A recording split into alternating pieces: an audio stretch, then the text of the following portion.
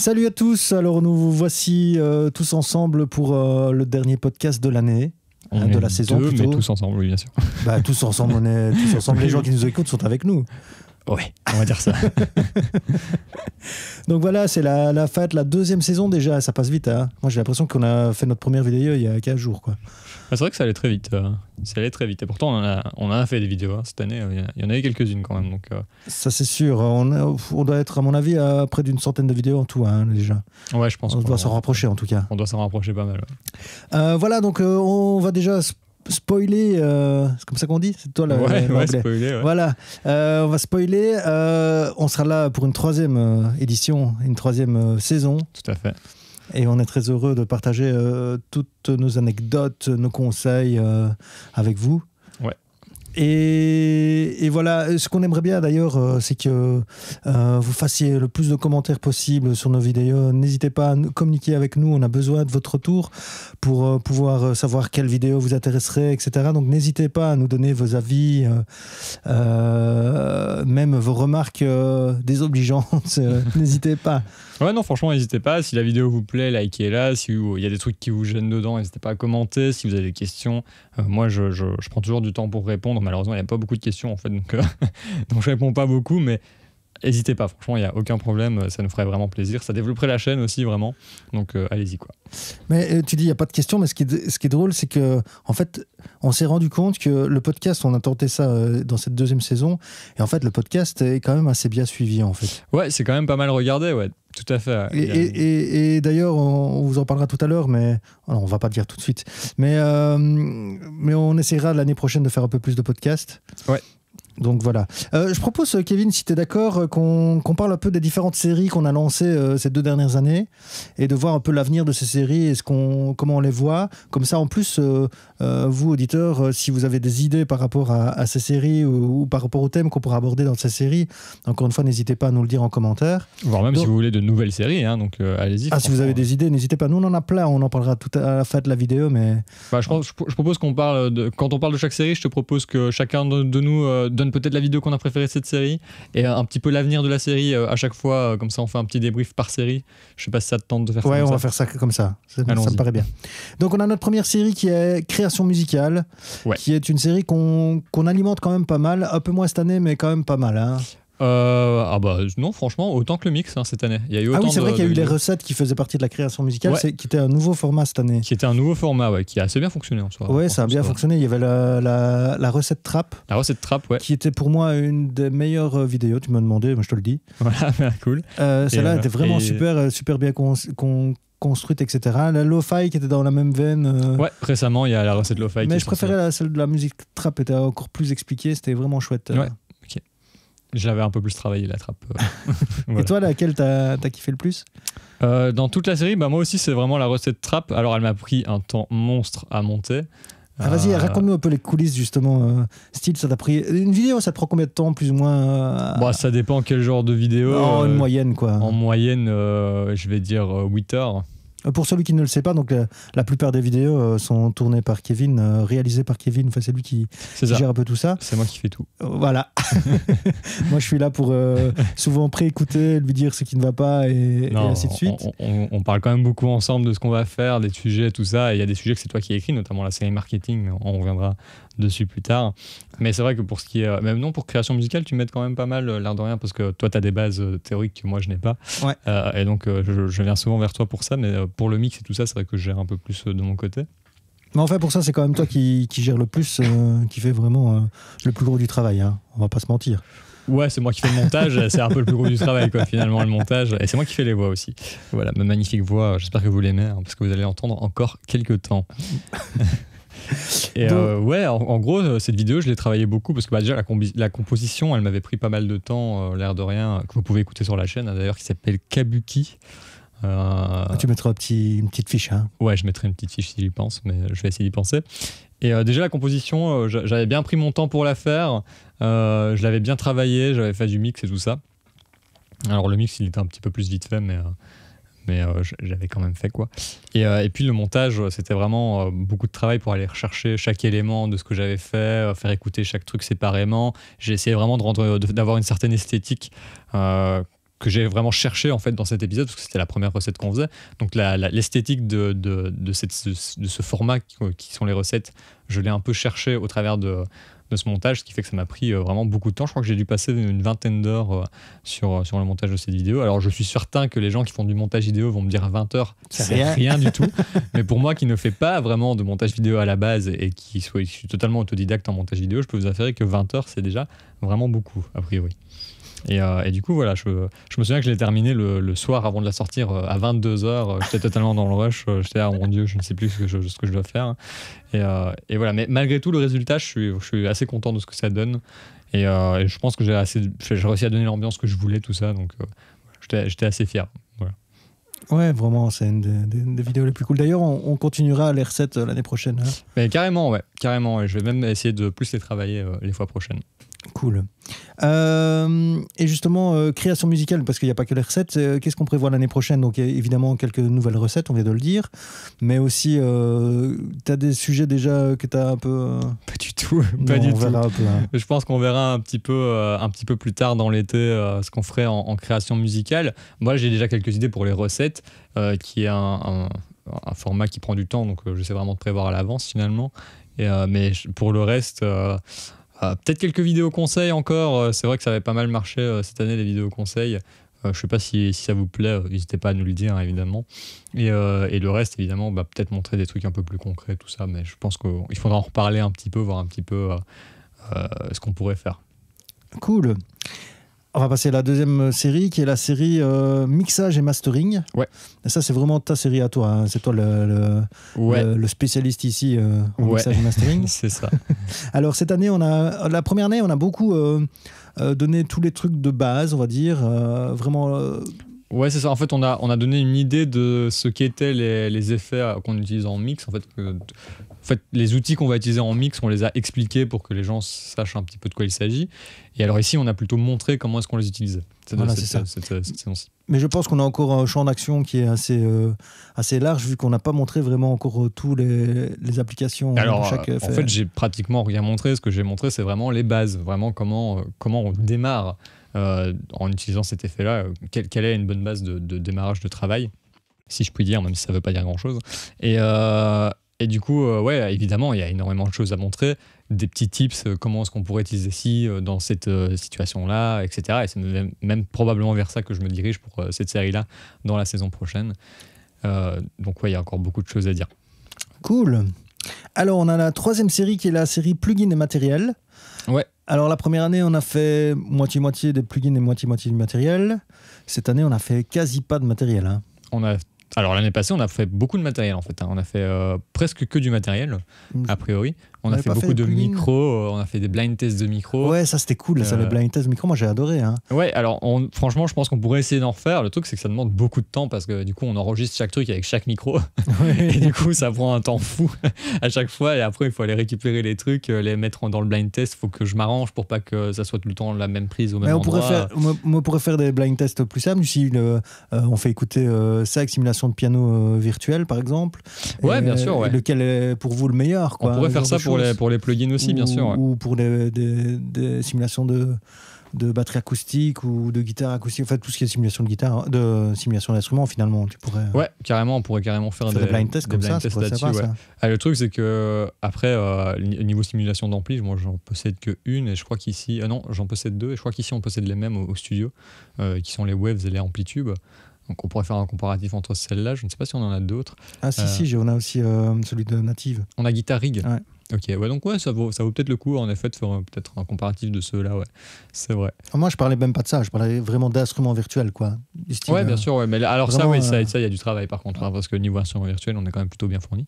Mais ouais, on pourrait carrément faire ça. Mais même les micros, moi je serais quand même chaud pour en refaire. On n'avait pas encore fait des micros à ruban. Ouais, ça serait cool. Mais par contre, ça pourrait être bien. Va falloir investir. Parce qu'ici, on en a quoi? Deux, ouais, on en a deux. Ouais. Donc il faudrait. Ça se trouve, on peut s'arranger. Mais dites-nous ce qui vous intéresserait dans cette rubrique, les plugins. On n'avait pas encore fait non plus les micros petites membranes. Ah oui. Les micros statiques petite membrane.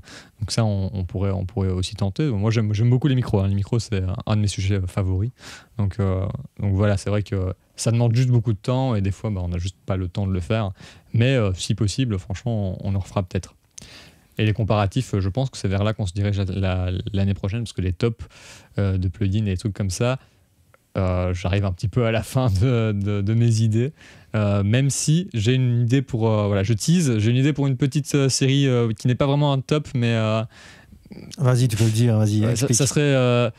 Ça serait donner des plugins et des instruments virtuels qui serviraient dans un style de musique particulier. Moi, j'adore cette idée. Voilà, je laisse ça comme ça, j'explique pas trop, vous verrez ça la saison prochaine.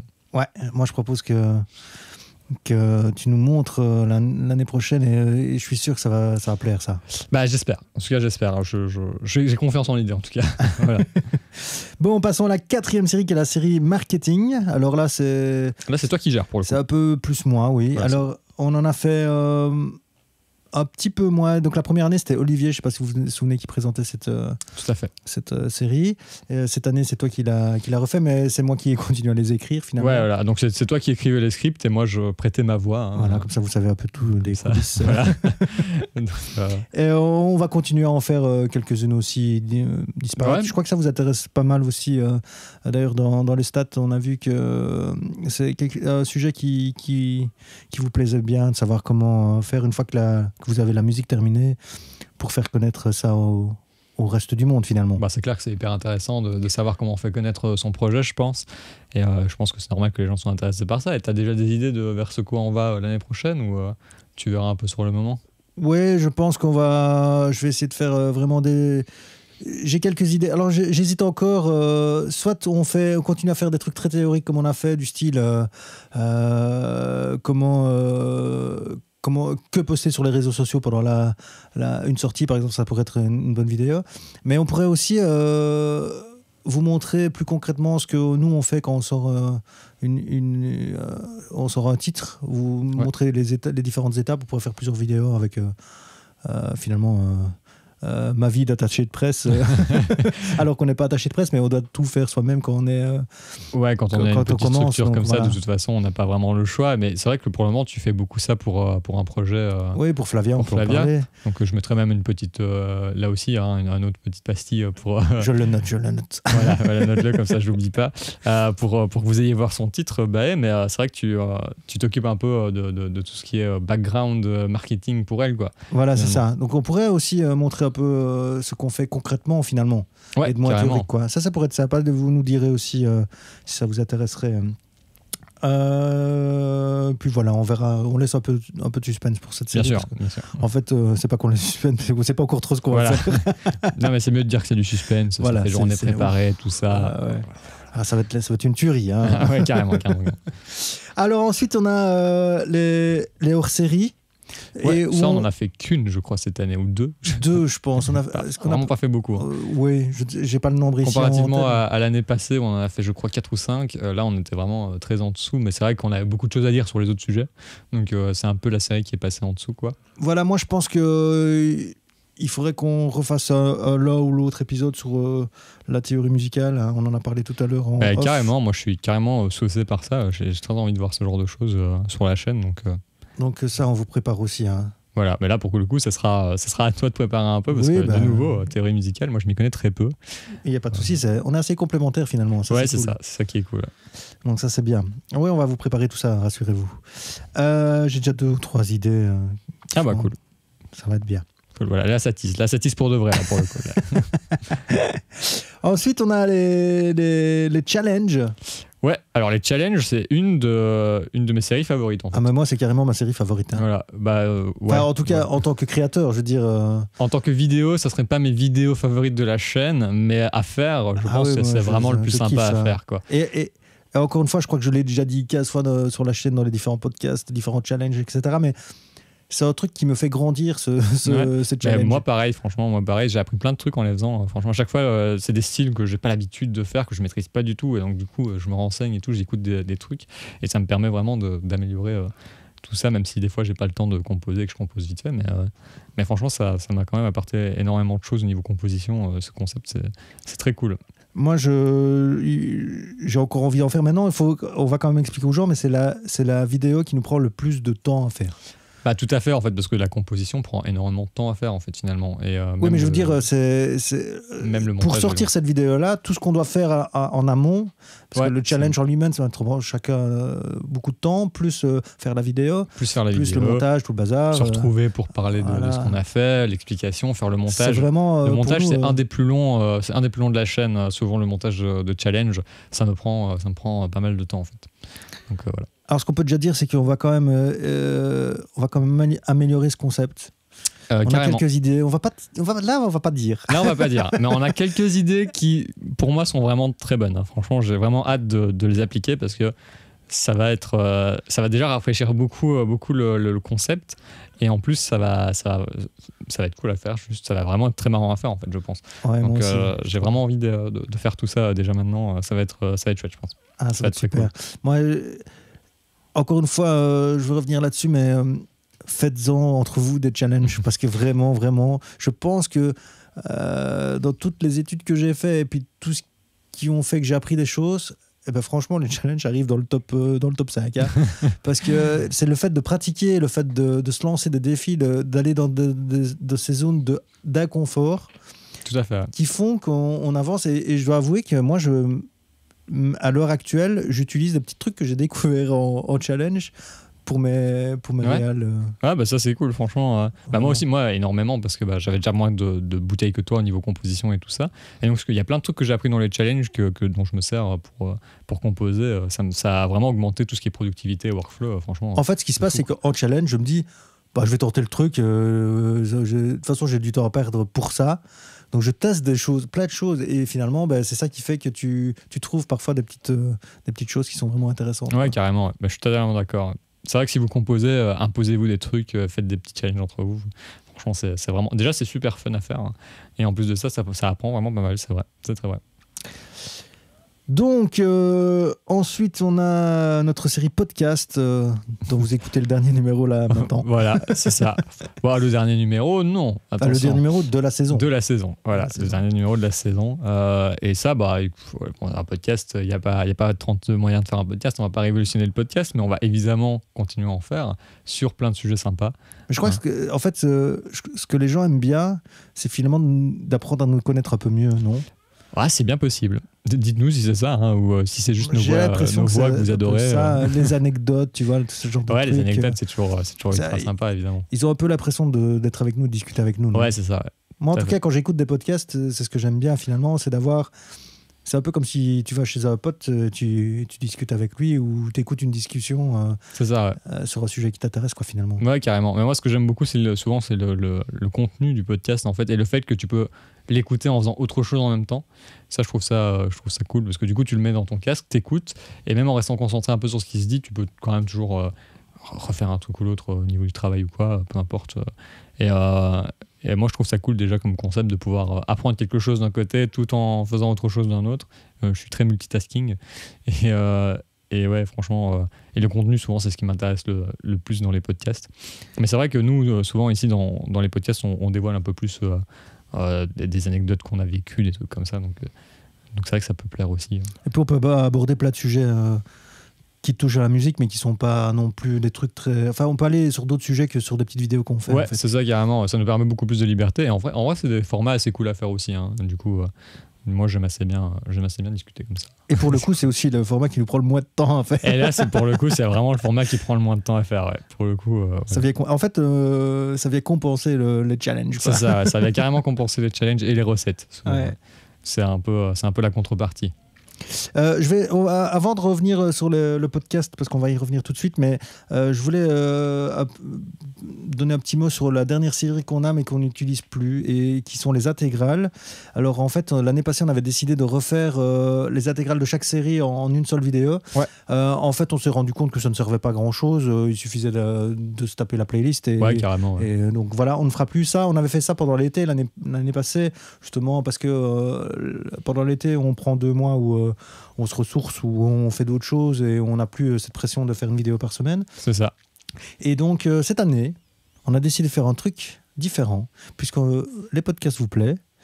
eh ben, on va vous faire un podcast chaque semaine pendant l'été. Les podcasts de l'été, on va appeler ça Les comme ça. podcasts de l'été, carrément, Voilà. ce sera le nom de la série. Hein, et donc, on va non pas aborder de nouveaux sujets, mais on va discuter ensemble de sujets qui ont un peu marqué ces 2 dernières saisons finalement. C'est ça, donc ouais, carrément. Les sujets les plus intéressants de cette saison, finalement, on va les reprendre et on va rediscuter un peu plus en profondeur avec notre expérience et tout ça en podcast. Et je pense que ça va être fun, ça va être assez intéressant. Donc n'hésitez pas, hein, évidemment, à vous abonner pour les voir. Et donc pour cette année, écouter. pas de vacances. Ouais, ça va, ça prend pas tellement de temps de faire un podcast, si ce n'est se réunir pour en parler, évidemment. Donc on va dire que voilà, ça sera des vacances un peu réduites, mais quand même des vacances. Mais en tout cas, vous pouvez continuer à nous suivre toutes les semaines pendant les vacances ici. Vous aurez notre podcast de l'été, donc qui traitera de sujets totalement divers. Hein. On va parler évidemment de création, de mixage, de plugins, de marketing. Donc on va parler un peu de tout. Hein. Ouais, carrément. Ouais. On va carrément parler de tout. Il y a tous les sujets. On a déjà préparé nos petits sujets. On a vraiment un peu de tout partout. Donc tout est cool. Tout va bien se passer. Donc voilà, a priori, pas vraiment de nouvelles séries, mais plutôt d'amélioration de nouvelles séries l'année prochaine. Ouais. En tout cas, j'ai hâte de tourner les prochaines vidéos avec toi. Bah ouais, moi aussi carrément, notamment les challenges que j'attends avec impatience, mais ça sera certainement pour fin de l'été, voire un peu plus tard, qu'on commencera à tourner évidemment. Donc voilà, faudra attendre un peu, mais ça annonce du lourd en tout cas. Ben donc voilà, n'hésitez pas à mettre un gros like sur cette vidéo, de vous abonner à la chaîne si ce n'est pas déjà fait, et surtout de nous donner vos commentaires en commentaire. Totalement. Et je ne sais pas si tu veux donner le mot de la fin, si tu vas donner le mot de la fin, Kevin. Ouais, je vous souhaite un bon appétit et salut. Salut.